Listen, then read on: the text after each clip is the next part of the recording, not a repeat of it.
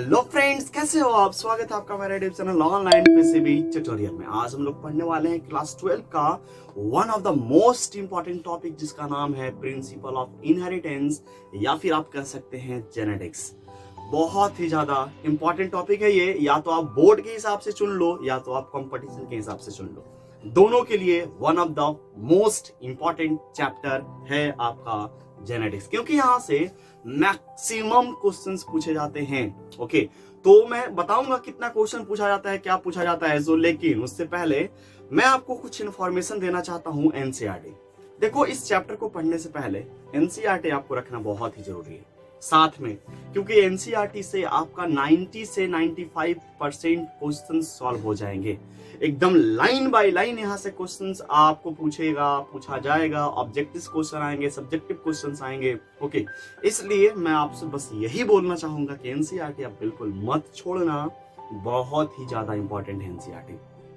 Okay, और MCQ के लिए आपको क्या करना है, एनसीईआरटी फिंगर टिप्स यूज करना है। एनसीईआरटी फिंगर टिप्स नाम तो सुना होगा, वो यूज कर लेना है। प्लस आपको मैं बहुत सारा एमसीक्यू पीडीएफ फॉर्म में सेंड कर दूंगा, लेकिन उसके लिए आपको क्या करना है, अपना ईमेल आईडी कमेंट बॉक्स में कमेंट कर देना है। ओके, ईमेल आईडी को जरूर कमेंट करना, ईमेल आईडी को जरूर से कमेंट बॉक्स में कमेंट कर देना, ताकि मैं आपको बहुत सारा क्वेश्चन जो है वो क्या कर सकूं, पीडीएफ फॉर्म में सेंड कर सकूं। और इवन हम इस चैप्टर का आपको कंप्रेस्ड फॉर्म का एक बहुत ही इंपॉर्टेंट शॉर्ट नोट्स भी प्रोवाइड करने वाले हैं।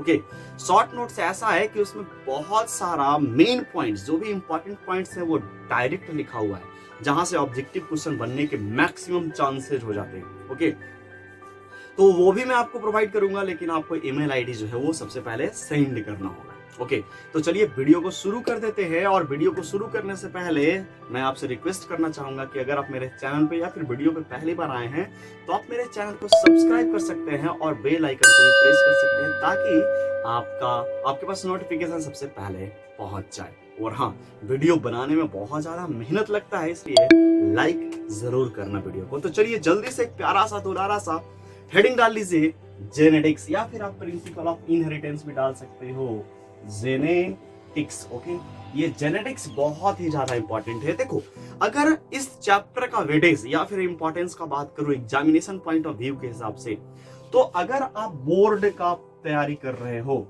लेकिन कुछ बच्चे होते हैं जो बोर्ड के साथ साथ कंपटीशन का भी तैयारी करते हैं, तो बोर्ड में जो है यहाँ से 15 से 20 मार्क्स का क्वेश्चन एवरेज पूछा जाता है।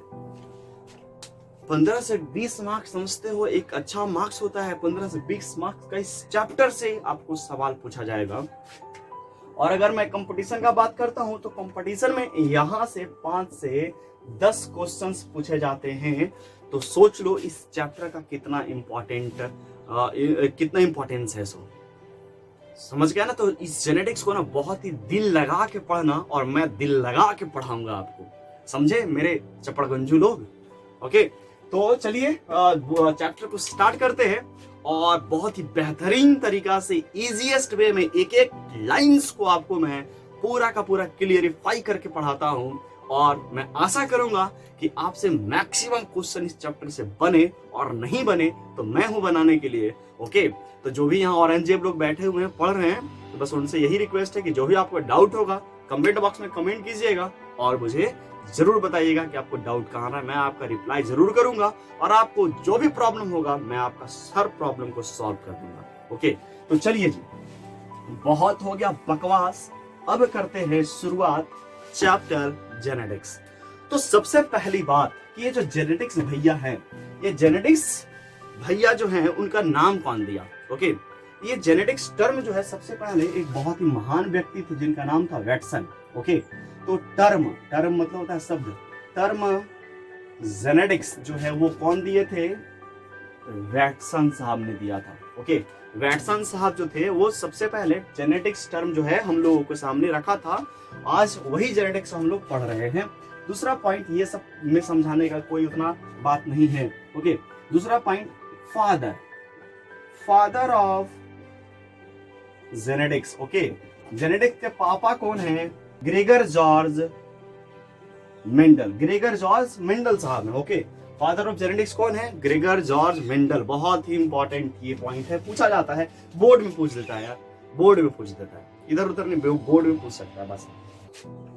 ओके, अब यहाँ पे एक और चीज आता है, father of modern genetics. Okay, आधुनिक अनुवंशिकी के पिता कौन है? तो वो जो है वो आपका वैटसन साहब ही हैं। ओके, वैटसन साहब को ही कहा जाता है मॉडर्न जेनेटिक्स का पापा, पिताजी। ओके, समझे सब? ओके, एंड वैटसन साहब ने 2 टर्म हमारे सामने रखा है। हम लोगों को 2 ऐसे टर्म दिए हैं जो पूरा जेनेटिक्स में उसके बिना काम हो ही नहीं सकता, और वो जो दोनों टर्म है वो बहुत ही ज्यादा इंपॉर्टेंट है। वो टर्म कुछ इस तरह से है, आप ध्यान रखिएगा। वो टर्म जो सबसे पहले जो दिए थे हम लोगों के सामने, वो पहला था एलील।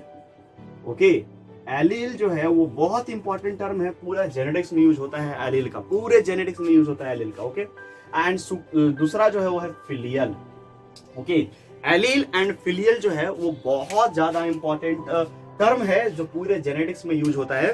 देखो, एक्चुअली ये फिलियल जो है ना वो प्रोजेनी के लिए यूज होता है, प्रोजेनी के लिए। प्रोजेनी समझते हो? जो समझ लो देहाती भाषा में जो नया बच्चा बनता है ना, या फिर नया जो प्रोडक्ट आता है, 2 मेल और फीमेल के मिलने से जो नया प्रोडक्ट आता है, that is the filial. Okay, इसी को बोलते हैं first generation, second generation, third generation. हाँ जी। अब एलील जो है वो हेटेरोजाइगस, होमोजाइगस, अलग अलग चीजों के लिए होता है, वो बात बाद में करेंगे। तो फादर जो है मॉडर्न जेनेटिक्स का वो कौन सा है? वैटसन साहब है। ओके, अब आ जाइए नेक्स्ट। अब नेक्स्ट पापा का बात करते हैं। तो फादर ऑफ एक्सपेरिमेंटल जेनेटिक्स जो है वो कौन है? आपका मॉर्गन साहब है। ओके, मॉर्गन का नाम सुना होगा, नहीं सुना है तो पहली बार सुन लो यार। मॉर्गन साहब जो है वो कौन है? Father of experimental genetics. और इन साहब ने जो एक्सपेरिमेंट किया था सबसे पहली बार जेनेटिक्स को यूज करके, वो था आपका ड्रोसोफिला। तो हम यहाँ पे लिख सकते हैं experimental genetics, experimental material, experimental जो मटेरियल है, मॉर्गन साहब का जो एक्सपेरिमेंट करने का जो मटेरियल था वो था आपका ड्रोसोफिला, और इसी को बोलते हैं फ्रूट फ्लाई। ओके, आपको स्क्रीन पे दिख रहा होगा फ्रूट फ्लाई कैसा दिखता है। ओके, तो फ्रूट फ्लाई पे सबसे पहले मॉर्गन साहब ने अपना एक्सपेरिमेंट किया था। और मॉर्गन साहब ने, जैसे वैटसन साहब हम लोगों को 2 टर्म दिए थे, वैसे ही मॉर्गन साहब ने हम लोगों को 3 टर्म दिया। और 3 टर्म इतना ज्यादा इंपॉर्टेंट था कि कहो ही मत। वो 3 टर्म कौन कौन से थे मैं आपके सामने लिख रहा हूं। ओके, पहला टर्म, दूसरा टर्म एंड तीसरा टर्म। देखो, सबसे पहला जो टर्म दिया गया था मॉर्गन साहब के द्वारा वो था आपका लिंकेज।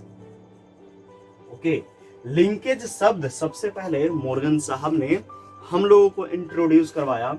दूसरा था crossing over. Okay, crossing over बहुत इंपॉर्टेंट टॉपिक है ये दोनों, ये दोनों के बिना पूरा जेनेटिक्स अधूरा है, याद रखना। ये दोनों के बिना पूरा जेनेटिक्स अधूरा है, कुछ नहीं है। And third one is the criss cross inheritance. Okay, criss cross inheritance शब्द भी कौन दिए थे? मॉर्गन साहब दिए थे। तो ये 3 टर्म जो है वो किन्होंने दिया था? मॉर्गन साहब ने दिया था। ये चीज आपको याद रखना है। नेक्स्ट पॉइंट पे आते हैं अपन। तो नेक्स्ट पॉइंट जो है वो है father of human and biochemical genetics. Okay, father of human और बायोकेमिकल जेनेटिक्स के जो ह्यूमन और बायोकेमिकल जेनेटिक्स के जो पापा थे, पिताजी थे, वो थे गैरोड साहब। ओके, और गैरोड साहब जो थे इतना इंपॉर्टेंट व्यक्ति थे कि मत कहो। इन्होंने हमारे जीवन में सबसे पहला जेनेटिक डिसऑर्डर को डिस्कवर किया था। सबसे पहला जेनेटिक डिसऑर्डर डिस्कवर करने वाले ये गैरोड साहब ही थे। और इन्होंने हमारे सामने, हम लोगों के सामने एक टर्म दिया, एक टर्म जो था, ये जो पॉइंट था बहुत ज्यादा इंपॉर्टेंट था। इन्होंने कहा one mutant gene, one mutant gene, one metabolic block. Okay, one mutant gene, one metabolic block. ये क्या होता है थोड़ा ध्यान से समझना। जो गैरोड साहब ने हम लोगों के सामने जो डिजीज, सबसे पहला जेनेटिक डिसऑर्डर जो रखा, जिसका नाम था अल्कैप्टोन्यूरिया। क्या नाम था? अल्कैप्टोन्यूरिया। ये अल्कैप्टोन्यूरिया को ब्लैक यूरिन डिजीज के नाम से भी जाना जाता है, ब्लैक यूरिन डिजीज। इसमें होता क्या है कि जिस व्यक्ति को अल्कैप्टोन्यूरिया हुआ रहता है, तो वो जब भी टॉयलेट करेगा तो उसका यूरिन जैसे ही बॉडी के बाहर आएगा तो एयर के कांटेक्ट में उसका यूरिन आने के कारण उसका यूरिन ब्लैक हो जाता है, ऑक्सीडेशन के कारण। ओके, ये क्यों होता है, कैसे होता है, सब जेनेटिक डिसऑर्डर पढ़ेंगे, वहां पे अपन बात करेंगे। तो वो गैरोड साहब का कहना था कि अगर आपके बॉडी में किसी भी एक प्रकार का जीन में अगर किसी प्रकार का म्यूटेशन या किसी प्रकार का गड़बड़ी होता है, तो उस जीन में गड़बड़ी होने के कारण आपके बॉडी का फंक्शन भी गड़बड़ा जाएगा। ओके, आपका बॉडी का फंक्शन हिल जाएगा पूरा। कैसे हिल जाएगा? ऐसे ऐसे हिल जाएगा। ओके, अब सवाल है जीन क्या है। देखो, जीन हमारे बॉडी के अंदर एक ऐसा चीज है जो हमारे बॉडी के प्रत्येक कैरेक्टर को जो है ना वो कंट्रोल करता है। कैरेक्टर बोले तो जैसे मेरा बाल घुंघरैला है, तो घुंघरैला क्यों है? वो जीन के वजह से है। हमारा आंख जो है वो नीला है, काला है, पीला है, वो किसके वजह से? जीन के वजह से। मतलब आपके बॉडी के हर एक पॉइंट, हर एक फंक्शन, हर एक फीचर कंट्रोल करता है जीन। और अगर उसी जीन में गड़बड़ी हो जाएगा तो फंक्शन, फीचर सब क्या हो जाएगा? हिल जाएगा, गड़बड़ा जाएगा। ओके, तो वही गैरोड साहब जो है हम लोगों को बता रखे थे कि one mutant gene, one metabolic block, जो कि बहुत ही ज्यादा इंपॉर्टेंट पॉइंट था। अल्कैप्टोन्यूरिया फर्स्ट डिसऑर्डर था जो कि गैरोड साहब ने खोजा था। तो जल्दी से इसे अपने कॉपी में नोट कर लीजिए, उसके बाद मैं आगे आपको बताता हूँ और क्या क्या होता है। ओके, अगर आपको लग रहा हो कि अच्छा, पढ़ने में अच्छा लग रहा हो, तो जल्दी से लाइक कर देना वीडियो को। बहुत मेहनत लगता है पढ़ाने में, कभी पढ़ा कर देखो तब मजा आएगा। ओके, तो जल्दी से इसे कॉपी में नोट कीजिए। अगर आपने लिख लिया होगा तो अब बात कर लेते हैं जेनेटिक्स का डेफिनेशन के बारे में। देखो, यहाँ पे इंग्लिश और हिंदी दोनों मीडियम के बच्चे हैं, इसलिए मैंने दोनों को ध्यान रखते हुए दोनों का डेफिनेशन जो है बार मेन्यू में ऑलरेडी आ रहा होगा, आप लिख लेना उसे। तो मैं बोल देता हूं, कहते किसको है genetics? Genetics is the branch of science which deals with the heredity and variation is called genetics. मतलब हम लोग जेनेटिक्स में दो चीजों के बारे में बहुत ही ध्यानपूर्वक अध्ययन करेंगे। किसका किसका? अगर बात करते हैं जेनेटिक्स का, तो जेनेटिक दो चीज से मिलकर बना हुआ है, that is the variation, heredity. Okay, पहला है हेरिडिटी एंड क्या है? वेरिएशन। Okay, variation. तो ये दो चीज, जेनेटिक्स जो है दो चीज से मिलकर बना है, हेरिडिटी एंड वेरिएशन। ओके, तो ये दोनों चीज के बारे में आपको जानना बहुत ही ज्यादा जरूरी है। ओके, तो डिफिनीशन लिखने के बाद ये जरूर लिखना, genetics is equal to heredity plus variation. Okay, तो अब ये दोनों चीज है क्या? रियली में ये दोनों चीज हेरिडिटी और वेरिएशन है क्या, उसके बारे में अपन बात करते हैं। तो सबसे पहले आप छोटा सा हेडिंग डालिएगा। अगर आपने जेनेटिक्स का डेफिनेशन लिख लिया होगा तो लिखने के बाद आप इसे लिखेंगे और उसे लिखने के बाद आप हेडिंग डालेंगे हेरिडिटी। अब ये हेरिडिटी क्या है? बहुत ही ज्यादा इंपॉर्टेंट है, हेरिडिटी किसको कहते हैं। ओके, तो देखो ध्यान से समझना मेरे भाई, थोड़ा गौर से चीजों को समझना। देखो, जैसे मान लीजिए कि हम हैं, तो हम कहाँ से आए? हमारे अपने माता पिता से आए होंगे, आप अपने माता पिता से आए होंगे। ओके, तो आपके अंदर या हमारे अंदर आपके माता पिता या हमारे माता पिता का कुछ ना कुछ तो गुण होगा, कैरेक्टर होगा। ओके, तो जो भी कैरेक्टर माता पिता से उनके संतानों में, उनके बच्चों में जाता है, उसी प्रक्रिया को बोलते हैं हेरिडिटी। मतलब transfer of character, transfer of character from parents to their offspring. Okay, heredity मतलब होता है transfer of character from parents to their offspring is called heredity. Okay, तो हेरिडिटी मतलब समझ गए ना? हेरिडिटी मतलब होता है कोई भी कैरेक्टर का ट्रांसफर होना माता पिता से उनके बच्चों में। लेकिन यहाँ पे देखो नीचे डेफिनेशन आ रहा होगा, सब लिखते जाना। अगर मैं बोर्ड पे लिखूंगा समय लगेगा, टाइम वेस्ट करने से कोई फायदा नहीं है। ओके, तो हेरिडिटी में ये तो बात समझ के, लेकिन एक इंपॉर्टेंट बात आता है, like begets like. Okay, like begets like. Heredity में एक टर्म आ रहा होगा लाइक बिगेट्स लाइक। इसका मतलब होता है कि जो भी कैरेक्टर ट्रांसफर हो रहा है of spring, parents of spring में, उन दोनों में सिमिलरिटीज बहुत ज्यादा स्ट्रॉन्ग है। मतलब समानताएं बहुत ही ज्यादा है, असमानताएं बहुत कम है, समानता बहुत ज्यादा है। मतलब कहने का मतलब कि जो भी कैरेक्टर ट्रांसफर होगा वो एक ही गुण वाले व्यक्तियों में ट्रांसफर होगा। ऐसा नहीं है कि ह्यूमन बीइंग का कैरेक्टर जानवरों में चल गया, नहीं। अगर ह्यूमन बीइंग का कैरेक्टर है तो ह्यूमन बीइंग में ही जाएगा। इसका मतलब होता है लाइक बिगेट्स लाइक, मतलब सिमिलरिटीज, और जिनके बीच में बहुत ही ज्यादा सिमिलरिटीज हो उनके बीच ही ट्रांसफर होता है कैरेक्टर का। इसीलिए हम लोग लाइक बिगेट्स लाइक को किससे रिलेट करते हैं? हेरिडिटी से रिलेट करते हैं। सवाल पूछा गया है लाइक बिगेट्स लाइक आखिर है क्या? ओके, तो ये बात का ध्यान रखना। नीचे डिफिनेशन में टोटल चीज आ रहा होगा हिंदी इंग्लिश दोनों में, तो थोड़ा आपसे रिक्वेस्ट रहेगा लिख लीजिएगा डिफिनेशन को, हिंदी और इंग्लिश दोनों वाले बच्चे। ओके, तो हेरिडिटी मतलब समझ गया ना कि क्या होता है? ट्रांसफर, जो भी कैरेक्टर ट्रांसफर होता है माता पिता से उनके बच्चों में, that is the heredity. Okay, तो अब नेक्स्ट जो आपका टॉपिक है छोटा सा, उसे हेडिंग डालना इनहेरिटेंस। इनहेरिटेंस ये भी इंपॉर्टेंट है थोड़ा सा, इनहेरिटेंस भी थोड़ा सा इंपॉर्टेंट है। क्या है थोड़ा समझो।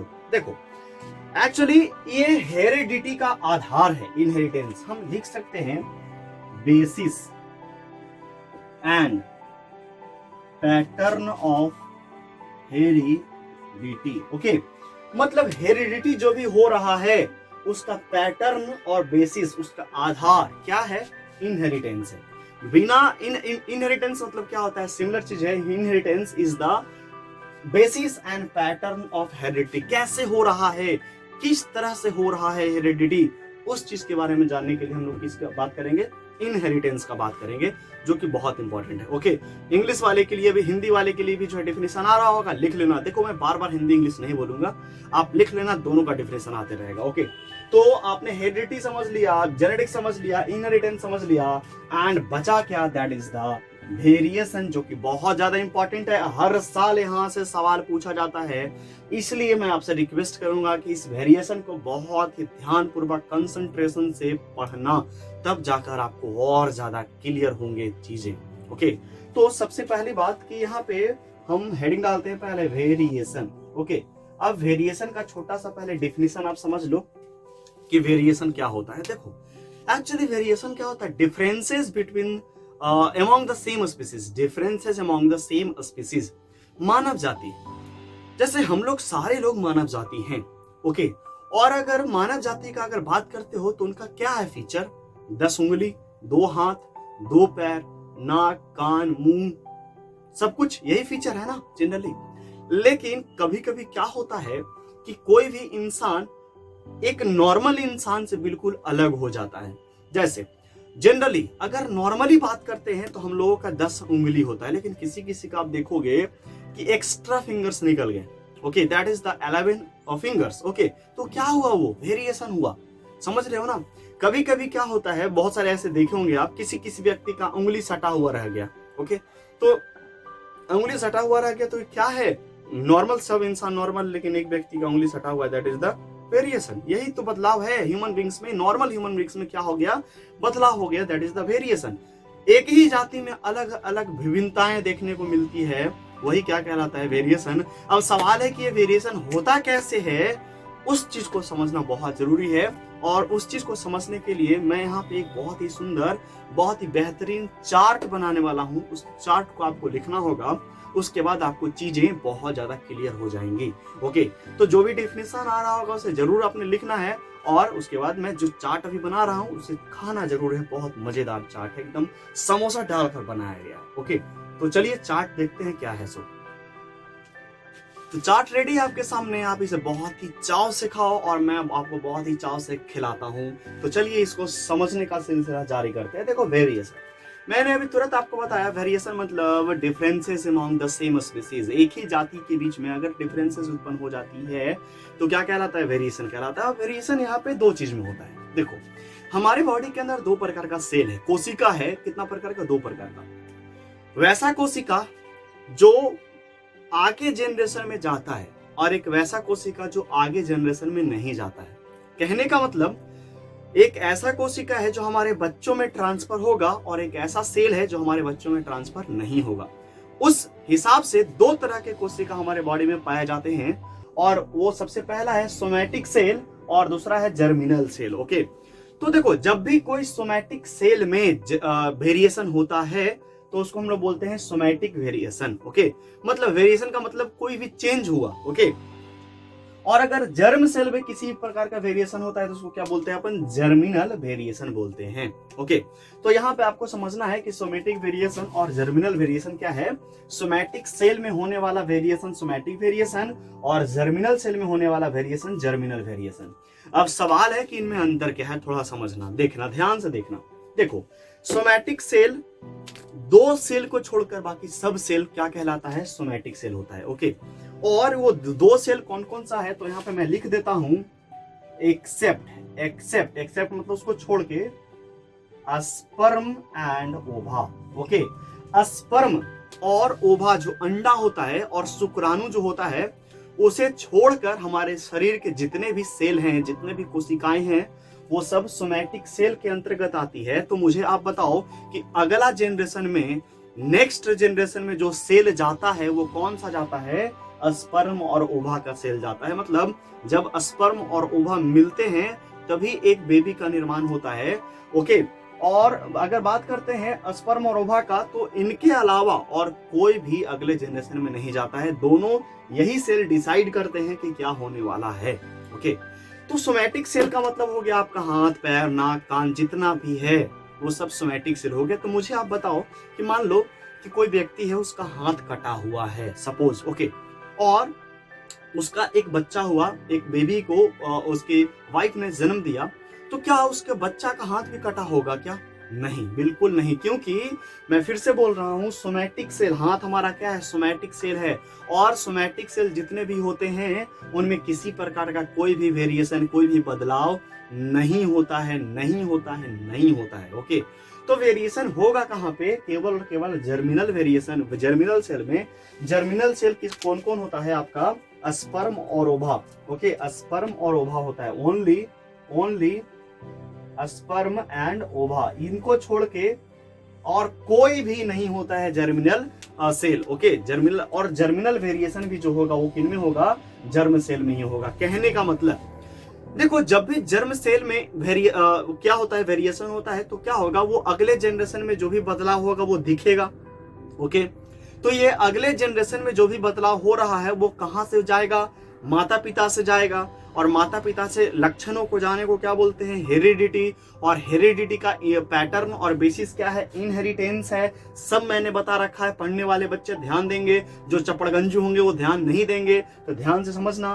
तो जर्म सेल में क्या हो रहा था? इनहेरिटेंस। तो इनहेरिटेंस मतलब हेरिडिटी हो रहा है, और हेरिडिटी केवल और केवल किस में होगा? जर्म सेल में होगा, क्योंकि जर्म सेल का ही सेल जो है वो अगले जनरेशन में जाता है। सोमैटिक सेल का किसी प्रकार का सेल अगले सेल में नहीं ट्रांसफर होता है। इसलिए याद रखना है कि जर्म सेल में ही केवल वेरिएशन होगा। इसलिए यहाँ पे लिख रहा है जर्म सेल इनहेरिटेबल होता है, लेकिन सोमैटिक सेल नॉट इनहेरिटेबल होता है। ये अगले जनरेशन में इसका कोई भी तांडव नहीं दिखने वाला है। जो भी तांडव दिखेगा वो सब इसका दिखेगा। हाँ जी, तो अब ये बात समझ में आया आपको? तो मैं आपको एक और बात बताना चाहता हूं, थोड़ा ध्यान से गौर से सुनना। कहा जाता है कि मरने के बाद, कोई भी इंसान अगर मर गया तो मरने के बाद सोमैटिक सेल मर जाता है, लेकिन जर्मिनल सेल नहीं मरता है। बहुत इंपॉर्टेंट चीज है, मरने के बाद सोमैटिक सेल तो मर गया लेकिन जर्मिनल सेल नहीं मरता। इसका मतलब क्या हुआ कि जो भी व्यक्ति अगर मर गया तो मरने के बाद हाथ, पैर, नाक, कान सब तो खत्म हो जाएगा, जल जाएगा, that is the somatic cell.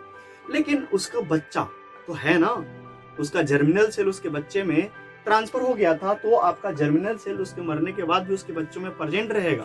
That is the, मरने के बाद ये बचेगा, मतलब जिंदा रहेगा, मरने के बाद ये रहेगा, और ये मरने के बाद नहीं रहेगा, ये ऐसा कहा जाता है। ओके, आगे आपको पढ़ने के लिए मिलेगा कहाँ पे? आपको इवोल्यूशन में ये सब सारी चीजें मिलेंगी। ओके, अब यहाँ पे आगे बढ़ते हैं तो ध्यान से समझना कि ये जो जर्मिनल सेल है इसी में हो रहा था इनहेरिटेंस, इसमें तो हो नहीं रहा था। तो जब हो ही नहीं रहा था, इसको खत्म करो। यहीं पे हो किस में रहा है सारा चीज? जर्मिनल सेल में। तो इसको आगे बढ़ते हैं लेकर, और यहाँ पे दो तरह का फिर से वेरिएशन होता है, फिर से बदलाव होता है। पहला कंटिन्यूअस वेरिएशन, दूसरा डिसकंटिन्यूअस वेरिएशन। कंटिन्यूअस तो समझते होगे, लगातार वेरिएशन होगा, और डिसकंटिन्यूअस लगातार वेरिएशन नहीं होगा। ओके, अब सवाल है यहाँ पे, और ये सवाल पूछा गया है, बहुत बार पूछा गया है कि अगर कंटिन्यूअस वेरिएशन होता है तो उसमें क्या होगा, क्रॉसिंग ओवर होगा। ये बात माइंड में डाल लो कि जब तक क्रॉसिंग ओवर नहीं होगा, अब नए बच्चे जो होंगे उनको पता नहीं होगा क्रॉसिंग ओवर क्या होता है, तो कुछ समय के लिए मान सकते हो क्या क्रॉसिंग ओवर होता है, मानने में क्या जाता है, हेलो, मान सकते हो ना, हाँ तो मान लो अभी बस ऐसे ही कि जब क्रॉसिंग ओवर होता है तो उसमें क्या होगा, कंटिन्यूअस वेरिएशन होगा, लगातार वेरिएशन होते रहता है। ओके, अब बदलाव आते रहता है। लेकिन जब भी डिसकंटिन्यूअस वेरिएशन होगा तो इसमें क्या है कि म्यूटेशन हो जाता है। क्यों, कहने का मतलब इस तरह के वेरिएशन में हर एक पीढ़ी में बदलाव होते रहेगा, हर एक पीढ़ी में बदलाव होते रहेगा। लेकिन इस कंडीशन में किसी एक पीढ़ी में ऐसा बदलाव होगा कि किसी पीढ़ी में वो नहीं होगा।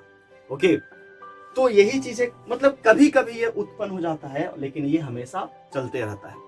और इसी चीज को समझना है, मैं आपको जल्दी से 2 मिनट में समझा देता हूँ। देखो, अगर कंटिन्यूअस वेरिएशन होगा तो क्या होगा, क्रॉसिंग ओवर, और अगर डिसकंटिन्यूअस वेरिएशन होगा तो होगा म्यूटेशन। म्यूटेशन का मतलब होता है सडन चेंज, अचानक बदलाव, किसी भी जनरेशन में वो बदलाव हो जाएगा। क्या होगा आगे देखेंगे। पहले समझते हैं कंटिन्यूअस वेरिएशन। इसको हम लोग 2 तरह से बांट दिए हैं, सब्सटेंटिव वेरिएशन और दूसरा है मेरिस्टिक वेरिएशन। सब्सटेंटिव वेरिएशन और मेरिस्टिक वेरिएशन, अब ये दोनों क्या है थोड़ा समझना। सब्सटेंटिव वेरिएशन होता है चेंज इन अपीयरेंस, ओके, और मेरिस्टिक मतलब होता है चेंज इन नंबर। थोड़ा ध्यान से समझो। अगर बात करते हैं सब्सटेंटिव वेरिएशन का, तो सब्सटेंटिव मतलब है चेंज इन अपीयरेंस। कहने का मतलब जो भी एक न्यू बेबी बॉर्न हो रहा है या हो रही है, उसका हाइट माता पिता से कितना चेंज है। जरूरी नहीं है कि जो नया बच्चा पैदा हो रहा है वो अपने माता पिता के हाइट इतना ही हो। मम्मी नाटी है तो भी नाटा हो जाए, जरूरी थोड़ी है यार, वो लंबा भी हो सकता है। ओके, तो बदलाव होते रहा है। और जो बच्चा पैदा हुआ, अगर वो भी बच्चा को पैदा करेगा बाद में, तुरंत नहीं है ना, तो उसका भी बेटा जो है, उसका भी बच्चा जो है, उसका हाइट में चेंज होंगे, बदलाव होते रहेंगे। तो लगातार हर जनरेशन में क्या हो रहा है, बदलाव हो रहा है। That is the substantive variation. और हाइट का मैंने एग्जांपल ले लिया। कलर का बात कर लेते हैं, तो मुझे बताओ, जो भी न्यू जनरेशन में जो बेबी बॉर्न होता है वो गोरा होता है। सपोज मान लो गोरा हुआ, तो उसका अगला जनरेशन जरूरी है गोरा हो, काला भी तो हो सकता है। समझ रहे हो ना। तो पीढ़ी दर पीढ़ी जो है वो क्या हो रहा है, बदलाव होते जा रहा है हाइट में, कलर में। That is the substantive. और ये लगातार होते रहता है, इसीलिए हमने इसको किस कैटेगरी में रखा है, कंटिन्यूअस वेरिएशन में रखा है। दूसरा चीज आ जाइए meristic variation. That is the change in number. Generally इसको हम प्लांट के बारे में यूज करेंगे, प्लांट के लिए यूज करेंगे। नंबर ऑफ व्हीट ग्रेन्स, एक धान का या आप गेहूं का पौधा रोपते हैं, तो जरूरी थोड़ी है कि एक साल में अगर एक गेहूं का पेड़ में 50 दाना है तो अगले में 50 ही हो। ज्यादा भी हो सकता है, कम भी हो सकता है। तो लगातार क्या हो रहा है, चेंजेस होते रहेंगे। कभी 50 आ गया तो कभी 100 हो गया तो कभी 75 हो गया। तो लगातार चेंज हो रहा है, नंबर का चेंज हो रहा है, व्हीट ग्रेन्स गेहूं का दाना का चेंज हो रहा है। That is the meristic variation. वहीं पे आ जाइए आप डिसकंटिन्यूअस वेरिएशन, जो कि बहुत इंपॉर्टेंट है। और यहाँ पे भी मैंने सब्सटेंटिव वेरिएशन और मेरिस्टिक वेरिएशन को ले रखा है। जैसे कि यहाँ पे था सब्सटेंटिव मतलब चेंज इन अपीयरेंस, और यहाँ पे भी है सब्सटेंटिव मतलब चेंज इन अपीयरेंस। अब यहाँ पे 2 एग्जांपल बहुत ही शानदार, बहुत ही खतरनाक, बहुत ही जानदार एग्जांपल है जो आपको याद रखना होगा, बहुत ही इंपॉर्टेंट है, आपको याद रखना होगा इस चीज को। तो सब्सटेंटिव वेरिएशन मतलब होता है चेंज इन अपीयरेंस, और इसका जो पहला एग्जांपल है उसका नाम है सिंडेक्टाइली, और दूसरा जो एग्जांपल है वो है ब्रैकिडेक्टाइली। देखो, ब्रैकिडेक्टाइली और सिंडेक्टाइली है क्या। आपने कभी भी किसी भी बच्चे को या फिर व्यक्ति को देखा होगा, उसका हाथ सटा हुआ है, ओके, लेकिन उसका अगला जनरेशन या फिर उसका जो बेटा हुआ या फिर उसके जो पिताजी हैं उनका हाथ सटा हुआ नहीं है। तो क्या हुआ, ये अचानक जो उनका जनरेशन था वो अचानक उस जनरेशन में उनका हाथ सट गया। लेकिन उसके अगले बच्चे, उनका जो बच्चा है उनका हाथ सटा नहीं, उसका भी जो अगला बच्चा है उनका सटा नहीं, उसका भी जो है सटा नहीं। ये कभी कभी डेवलप हो गया, अचानक डेवलप हो गया। That is the fused finger, और इसको क्या बोलेंगे अपन, सिंडेक्टाइली फ्यूज्ड फिंगर। ओके, और वही दूसरा एग्जांपल है ब्रैकिडेक्टाइली। कभी कभी आप देखे होंगे कि किसी व्यक्ति का उंगली जो है वो छोटा है। ओके, ये उंगली जो है छोटा है, तो जरूरी नहीं है कि हर जनरेशन में उंगली छोटा ही हो। ओके, ये कंटिन्यूअस चल नहीं रहा है, डिसकंटिन्यूअस है। तो जब भी किसी का फिंगर शॉर्ट हो जाएगा, छोटा हो जाएगा बचपन से ही, तो उसको हम लोग बोलते हैं brachydactyly, that is the short finger. Okay, ये बात समझ में आया आपको? बिल्कुल आया होगा यार, बिल्कुल आया होगा। ओके, और आइए मेरिस्टिक का बात कर लेते हैं, ये और भी थोड़ा इंपॉर्टेंट है। यहाँ भी मेरिस्टिक था लेकिन ये कंटिन्यूअस में था, लेकिन यहाँ मेरिस्टिक जो है वो डिसकंटिन्यूअस में है। तो यहाँ पे भी चेंज इन नंबर हो रहा है, लेकिन यहाँ पे जो एग्जांपल है बहुत शानदार एग्जांपल है, आपको दिख रहा होगा, पॉलीडेक्टाइली, and that is the more than 5 finger. 5 अंगुली से ज्यादा, 6 अंगुली। एग्जाम्पल, ऋतिक रोशन का अंगुली कितना है? बहुत ही शानदार, बहुत ही फेमस एग्जाम्पल है, 6 अंगुली है। तो क्यों है 6 अंगुली?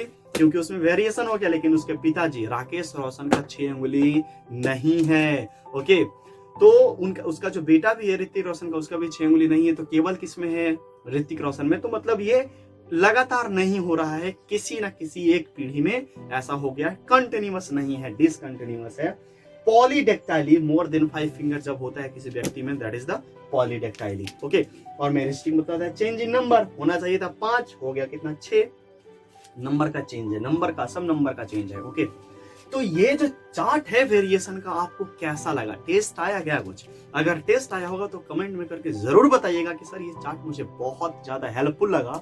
और यहाँ से सवाल पूछा है कि अगर कंटिन्यूअस वेरिएशन होता है तो वहां पे क्या चीज होता है? क्रॉसिंग ओवर होता है, लिंकेज होता है, म्यूटेशन होता है, क्या होता है? ओके, तो इसका जवाब आपको याद रखना है, हर साल पूछता है जनरली। ओके, तो ये रहा वेरिएशन का कुछ चार्ट जो आपको बहुत ज्यादा महत्वपूर्ण है आपके लिए। तो इसे जल्दी से अपनी कॉपी में नोट डाउन कीजिए, उसके बाद मैं आगे बढ़ता हूं। Note down.